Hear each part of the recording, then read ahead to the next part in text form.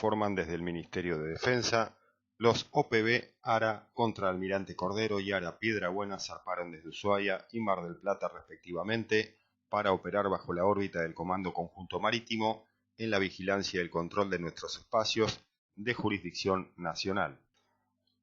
Recordemos que el ARA Contraalmirante Cordero es el cuarto buque de esta clase que se incorporó a la División Patrullado Marítimo,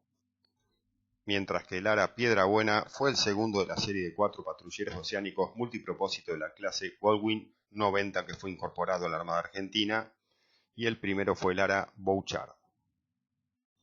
Cambiando de información, según pudo saberse por distintos medios, la comisión danesa-estadounidense visitó las instalaciones de la Fábrica Argentina de Aviones Brigadier San Martín FADEA, con motivo de evaluar las capacidades técnicas y así completar y perfilar la propuesta de venta de F-16 a la República Argentina.